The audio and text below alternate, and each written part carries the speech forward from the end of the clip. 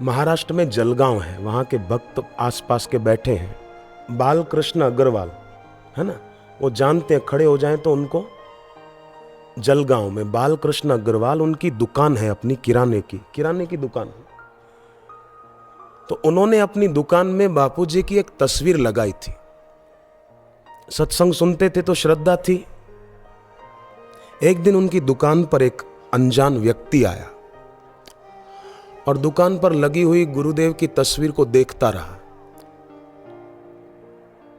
तो उन्होंने कहा, भाई आपको कुछ चाहिए तो बोलो, आप चुपचाप खड़े क्यों हैं?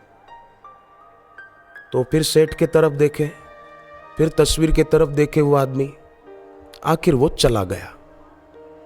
1 घंटे के बाद उसने फोन किया कि मैं आपकी दुकान पर आया था, सेठ जी याद है? बोले हाँ हाँ आप आए थे, पर आपने कुछ लिया क्यों नहीं? तो उन्होंने कहा कि मैं जो लेने के लिए आया था वो मेरी हिम्मत ही नहीं हुई।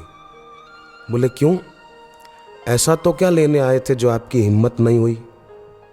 बोले मुझे सुपारी मिली थी आपको मारने के लिए, मैं बंदूक लेकर आया था, छुपा कर आया था अंदर कि आपको गोली मार दूं और भाग जाऊं। परंतु आपकी दुकान पर जो ही आया तो वहां एक महाराज जी की जो तस्वीर लगी थी, महाराज उस तस्वीर में से बड़ी बड़ी आंखें दिखाकर कह रहे थे कि खबरदार जो बंदूक बाहर निकाली तो तेरी खैर नहीं, खबरदार बंदूक निकाली तो। ये बिल्कुल सच्ची घटना है, आप इनसे जानकारी ले सकते हैं।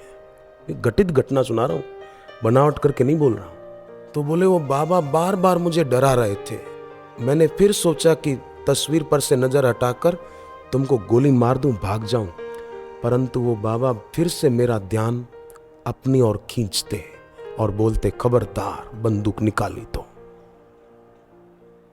और मैं लौट आया। सेठ जी इतना बताओ कि जिनकी तस्वीर की आंखों में इतना दम है कि मैं हिम्मत नहीं कर पाया, मेरा दम निकलने लगा, तो उनमें सचमुच कितना होगा।